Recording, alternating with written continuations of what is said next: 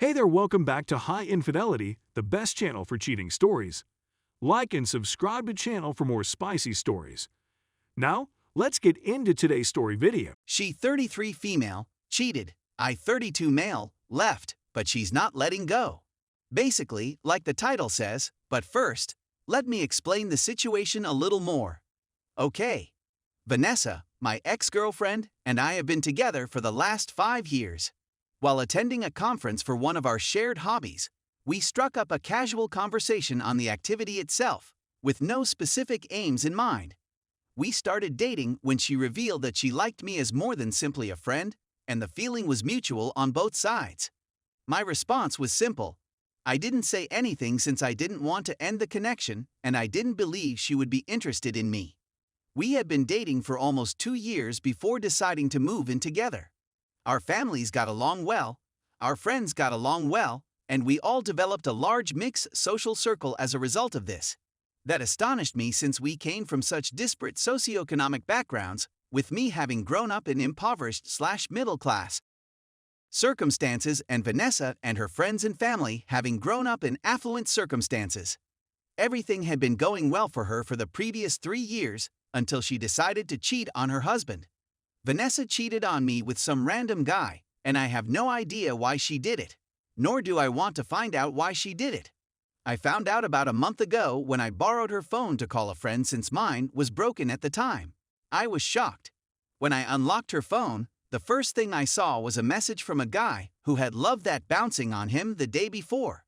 That was the first thing I noticed when I opened her phone. I'll save you the emotional torture that I went through. And I'll admit, I just put the phone down and informed her I was going without explaining why. And I could see she was bewildered by my quick departure, which I understood. I just did not want to do something that I would later come to regret, especially because I have had anger issues in the past, which I have mostly resolved. She most likely discovered that I had seen the message, but since my phone was still in the flat, she had no way to get in touch with me. It took me hours of walking about the city before I was fatigued enough to want to fall asleep while still on my feet. In the evening, I went over to a friend's home and slept with them all night before returning to our apartment the following morning and working things out with Vanessa.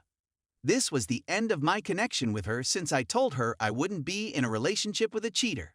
I didn't care about how it happened or who the other person was. All I wanted was to go away from it all and forget about it. No, she wasn't trying to win my approval. She was sobbing hysterically, blaming her own actions, punching herself in the head because she was, quote, a silly cheating C*NT, begging me not to go, and promising to do anything she could to make things right. Because of the whole incident, I felt even more uncomfortable with her, and when our neighbors came out to see what was going on, there was quite a commotion in front of our apartment building.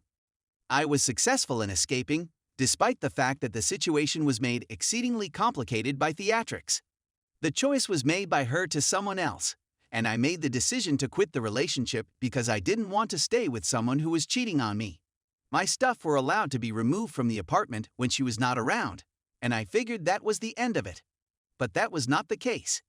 In any event, if it were the case, I would not be present at this time. As I already said, Vanessa and her family are quite rich. She is now squandering her money, as well as that of her family, by failing to provide me with even a single day of any type of recollection of her.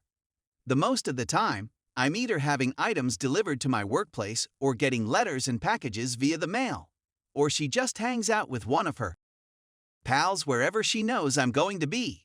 I have no idea how she knows, and this is making me uneasy because I keep getting the impression that she has someone following me, attempting to coerce me into talking to her or something. While attempting a conversation with the local police department about the problem, I was informed in no uncertain terms that her family would see that nothing was done about it. The police should be commended for being truthful, but they should be allowed to carry out their duties instead. I aspire to be a better person. I'm ready to take the next step. My wife, however, would not allow it, and I do not have the financial means to go elsewhere. She's already banned or ignored me on every social media platform conceivable, but oddly, she's not making any effort to contact me via any of them. Friends, on the other hand, are there for you. Everyone she has a friend with, and she has a lot of friends, has asked me to meet up with her, listen to her out, or anything along those lines.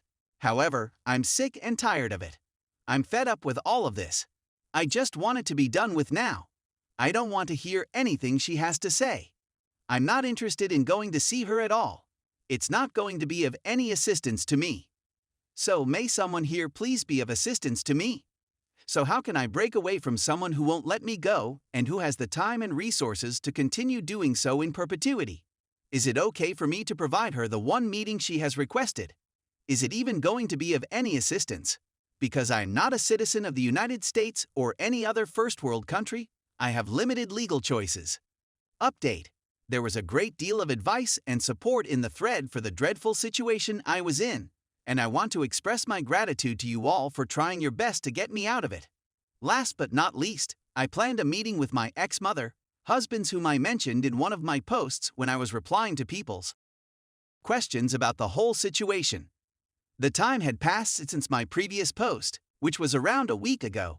She understood why we had broken up and was completely supportive of my decision to end my relationship with her daughter, despite the fact that she knew how much it had affected me. It meant a great deal to me, and I'm not sure I appreciated how kind her mother was to me until we were together again. I told her everything that had transpired since the breakup. She just knew that the ex was seeking to get back together with me, but she was unaware of her showing up at every place I went out, her friends badgering me, or the letters and gifts that were frequently arriving in the mail for me. The fact that she was so supportive of me at the time made me want to weep. At one point, she even held me and kissed the top of my child's head, as if I were a little child again, made me want to cry. I felt embarrassed and grateful at the same time. I just needed some space and time to heal from this ordeal, and I think she understood what I was trying to do.